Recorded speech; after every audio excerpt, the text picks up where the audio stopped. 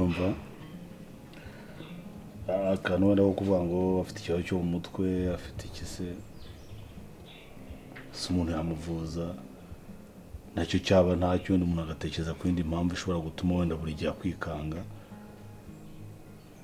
sinzi byibuze nimba hari akantu gato wansangizaho ku bijyanye n'imibanire yawe na Teta cyangwa se ku Vincent wenda we naguze imikurire yanjye ako mu gihe tumaranye ndakeka hari byinshi wamenyeho ndumva iki kintu atari ubwa mbere nyikubwiye uyu mwana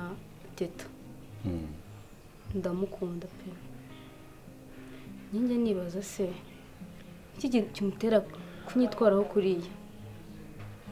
ese niki cyatumye asigaye ambona mu ndi muntu ntagakimbona nkanjye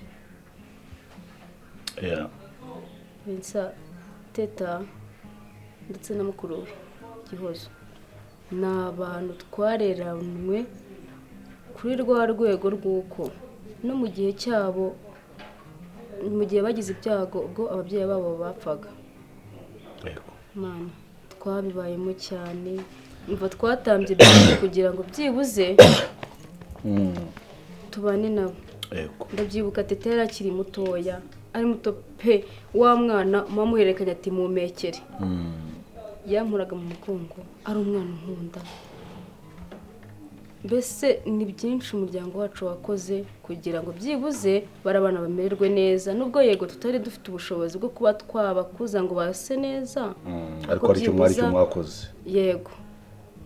na n'isaha ntago numva impamvu Teta amfata kuriya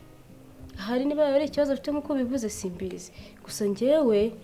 uko mbizi ndetse nuko nge niyizi nuko nta kintu kibi mwifuza ndabyumva ariko usibye nanjye n'undi wese washobora kubona reaction agira muri kumwe kushize yagize mu kabari ngira ngo urayizi turi kumwe nayo yampushinze kuba byatuma nguhamagara